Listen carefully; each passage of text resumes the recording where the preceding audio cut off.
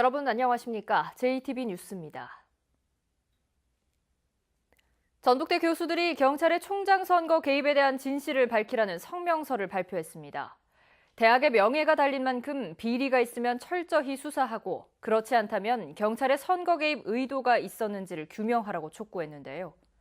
학내 갈등이 표면화된 만큼 이제 총장 당선자가 나서야 한다는 목소리도 커지고 있습니다. 첫 소식 조창현 기자입니다. 전북대 교수 34명이 경찰의 총장 선거 개입 의혹에 대한 진실을 밝히라고 요구했습니다. 이들은 성명서에서 총장 선거 기간 중 내사 관련 정보 공개는 선거를 진흙탕으로 만들고 누군가 부당한 이득을 취하려는 조직적 음모라고 규정했습니다. 결국 실체도 없고 근거도 없는 내사 사태로 축제장이 되어야 할 선거가 난장판이 되어버렸다.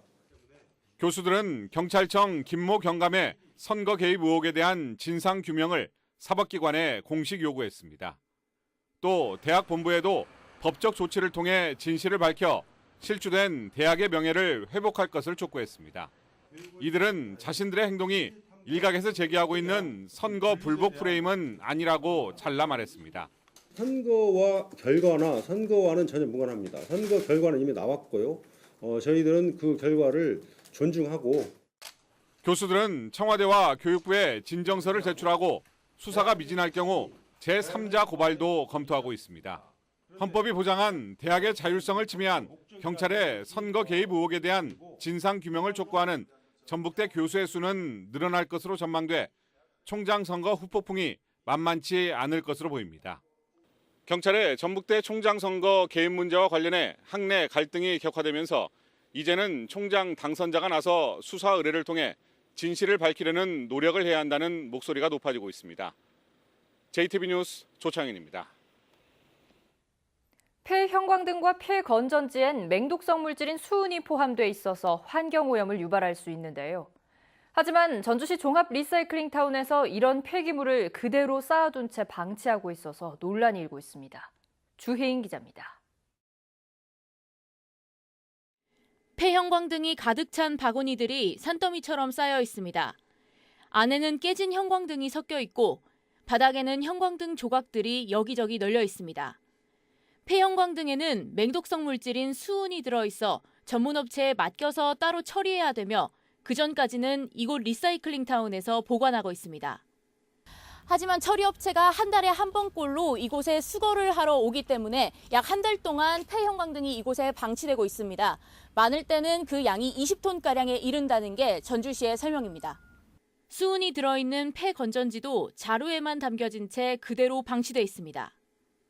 폐기물 관리법에 따라 임시로 폐기물을 보관할 때는 전용 탱크나 용기를 사용해서 내용물이 밖으로 흘러나오지 않도록 해야 합니다.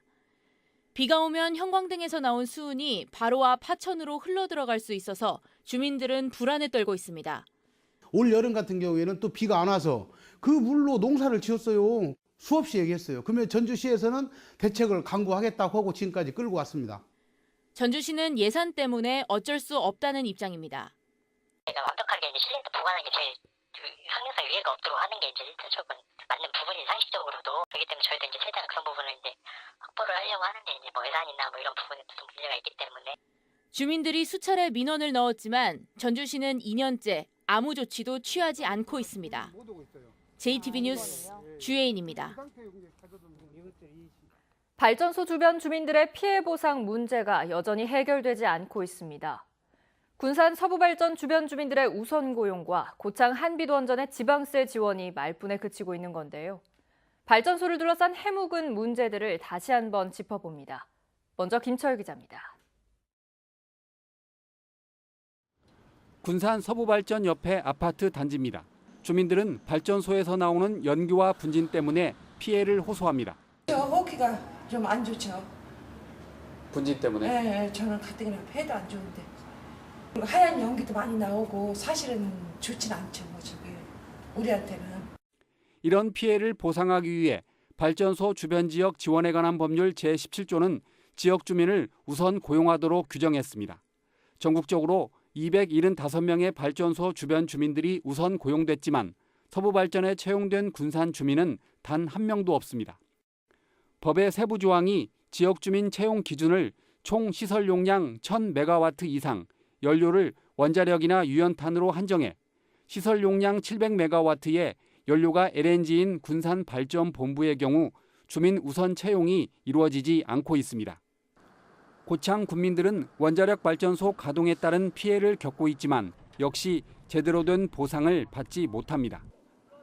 전남 영광군은 한빛원전의 원전 소재지라는 이유로 해마다 400억 원의 지방세를 지원받지만 고창군은 보상 개념의 지방세를 전혀 받지 못하고 있습니다. 법률 개정을 통해서라도 발전소 주변에서 피해를 보시는 분들에게는 반드시 보상을 해야 한다고 생각합니다. 피해를 주면서 영업이익을 얻는 기업은 반드시 영업이익의 일부를 해당 주민에게 환원해야 한다고 봅니다. 국회는 뒤늦게 발전소 주변 주민을 돕는 법률 개정안을 발의하고 있지만 여야 합의가 안 돼 법안 통과에 어려움을 겪고 있습니다. JTB 뉴스 김철우입니다. 원전 인접 지역들은 또 다른 문제를 안고 있습니다. 원전 부지 임시 저장 시설 설치 여부를 결정하는 공론화위원회에 인접 지역이 참여할 수 있느냐인데요. 이를 결정하기 위한 재검토 준비단이 별다른 성과 없이 해단하면서 시간과 예산만 낭비했다는 비판이 나옵니다. 이 문제는 정원익 기자가 취재했습니다. 6개월을 달려온 재검토 준비단의 활동이 별다른 성과 없이 끝났습니다. 마지막 회의에서조차 지역 공론화위원회에 참여할 주민 범위를 결정하지 못했습니다. 고창과 부안의 참여 여부가 불투명해진 겁니다.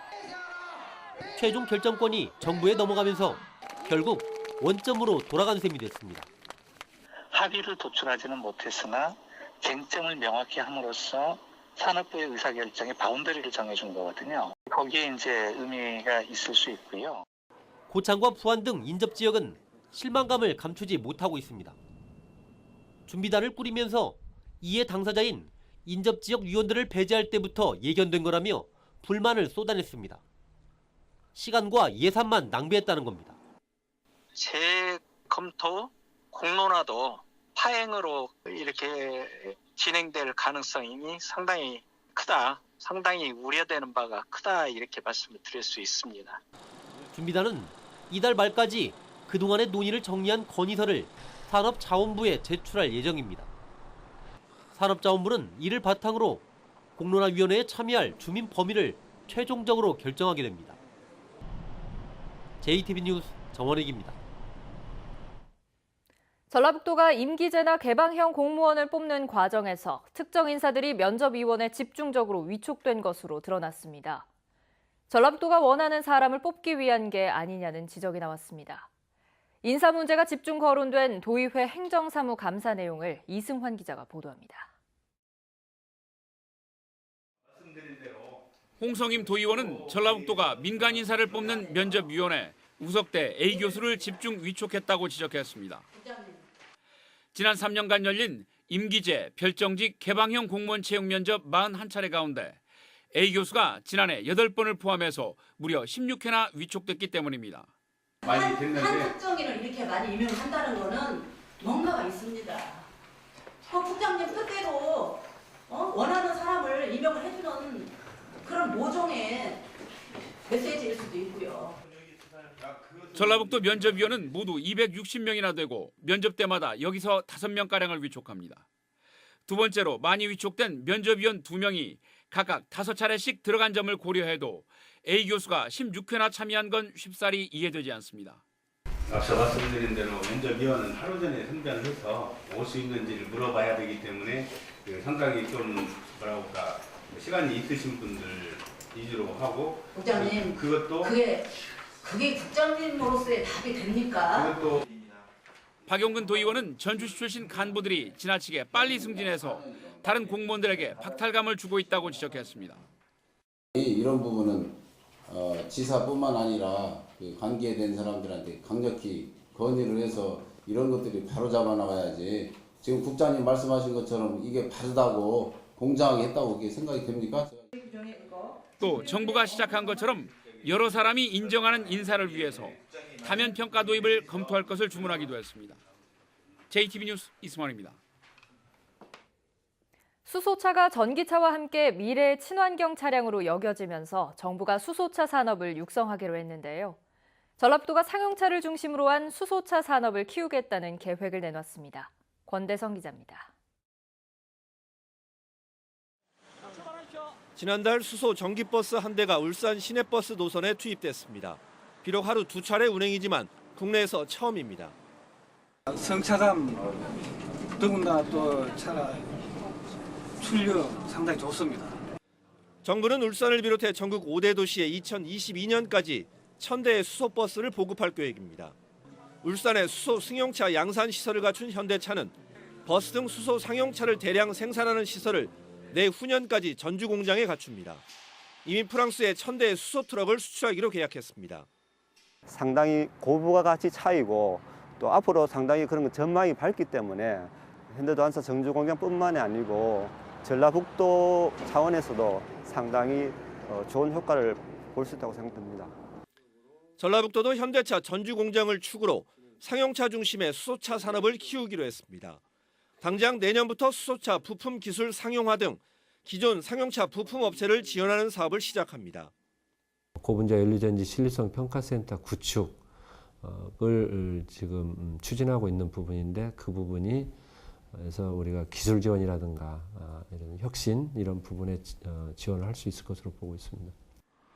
한 곳 설치비가 30억 원에 이르는 충전소 등 수소차 운행 기반도 만듭니다. 전라북도는 내년에 완주 한 곳을 시작으로 수소 충전소 24곳을 설치하고 내후년부터 3년간 시내버스 20대 등 수소차 14,400대를 2030년까지 보급한다는 계획입니다. JTB 뉴스 권대성입니다. 남원의 모든 택시들의 올해 말까지 영상 기록 장치인 블랙박스가 설치됩니다. 완주군이 도시재생지원센터를 열고 본격적인 재생 사업에 나섰습니다. 오정현 기자입니다. 남원시가 택시기사와 승객의 안전을 위해 모든 택시에 블랙박스를 설치하기로 했습니다. 개인과 일반 택시 375대를 대상으로 올해 말까지 1억 700만 원을 들여 설치를 끝낸다는 계획입니다. 운전자 안전의식을 높이고 도로에서 발생하는 돌발 상황에 효과적으로 대응할 수 있을 것으로 기대합니다. 완주군이 봉동읍에서 도시재생지원센터 개소식을 갖고 도시재생 뉴딜 사업을 본격적으로 시작했습니다. 도시재생 뉴딜은 기존 모습을 유지하며 도심 환경을 개선하려는 사업으로 오는 2021년까지 봉동읍 만경강을 중심으로 168억 원이 투입됩니다. 지역의 활력을 높이고 완주 새 가치를 창출하기 위한 도시재생 사업을 적극적으로 추진해 나가겠습니다. 2018 군산시 취역박람회가 내일 오후 1시부터 4시간 동안 군산대 종합체육관에서 열립니다. 이번 박람회에는 전북의 40여 개 유망 기업이 참여해 군산 지역의 우수한 인재를 채용할 예정입니다. 진안군이 마을만들기 지원센터 등 마을만들기 사업 관련 4개 단체 합동으로 결과 보고회를 열었습니다. 이들은 한 해 동안 진행된 마을만들기 사업 사례를 소개하고 내년도 사업 내용을 소개하는 시간을 가졌습니다. JTB 뉴스 오정현입니다. 최규호 전 교육감의 뇌물수수와 도피 사건을 수사하고 있는 검찰이 최 전 교육감의 도피 조력자 10여 명을 수사하고 있습니다. 전주지검은 최 전 교육감의 친동생인 최규성 한국농어촌공사 사장의 집무실과 자택 등을 압수수색하는 등 최 전 교육감의 도피를 도운 것으로 추정되는 10여 명을 대상으로 수사를 확대하고 있다고 밝혔습니다. 이들에 대한 수사가 마무리되면 최규성 한국농어촌공사 사장에 대한 소환 조사도 불가피할 것으로 보입니다. 사립유치원의 비리 파문 이후 도내에선 9곳의 사립유치원이 폐원을 추진하고 있는 것으로 집계됐습니다. 전북교육청은 최근 폐원을 신청한 사립유치원이 전주 5곳, 익산 4곳으로 분산 배치가 필요한 원안은 435명이라고 밝혔습니다. 폐원 사유로는 원화 모집의 어려움으로 인한 경영난, 그리고 설립자 고령과 질병 등이며 전북교육청은 특별한 이유가 없으면 폐원을 수용할 계획이라고 밝혔습니다. 농촌 지역의 보건의료원을 노인 요양병원으로 전환해야 한다는 의견이 나왔습니다. 전라북도의회 황희탁 의원은 도내 보건의료원에 평균 9명 이상의 의사를 배치하고 있지만 주민들이 도시 의료기관을 선호하면서 예산 대비 효율이 떨어지고 있다고 지적했습니다. 황희탁 의원은 농촌 환자의 경우 노인성 질환이 대부분이고 이미 초고령화 사회로 진입한 현실을 고려해 보건의료원을 보건소로 전환하고 도립 노인 요양병원 형태로 전환하는 방안을 검토해야 한다고 말했습니다. 정읍 동진강과 군산 만경강에서 조류 인플루엔자 AI 항원이 검출됐습니다. 농림축산식품부는 정읍 동진강 중류와 군산 만경강 하류에서 채취한 야생조류 분변에서 H7형 AI 항원이 검출돼 반경 10km를 야생조수류 예찰 지역으로 정하고 소독과 이동 통제 등 차단 방역 조치를 강화했다고 밝혔습니다. 고병원성 여부 등을 최종 판정하는 데는 3, 4일가량 더 걸릴 전망입니다. 농업기술실용화재단이 김제 농생명 마이스터고 학생들을 대상으로 농업교실 강의 기부를 실시했습니다. 재단의 전문 인력들은 미래 농업인을 꿈꾸는 고등학생들에게 농식품을 활용한 창업과 농식품 분석 그리고 농업시장의 추세와 관련해 모두 18차례에 걸쳐 무료 강의를 펼칠 예정입니다. 농업기술실용화재단은 교육부로부터 교육기부 우수기관으로 지정됐습니다. 오늘은 대체로 맑은 가운데 일교차 큰 날씨를 보이겠습니다. 한낮 기온은 15도 안팎으로 어제와 비슷하겠습니다. 미세먼지 농도는 보통 수준이 예상됩니다. 수능일인 내일 입시 한파는 없을 전망입니다. 아침 최저 기온은 0도에서 5도, 낮 최고 기온은 15도 안팎으로 오늘과 비슷한 수준을 보이겠습니다. 주말부터는 기온이 점점 떨어져 다음 주 중반에는 평년 기온을 밑도는 추운 날씨가 이어지겠습니다.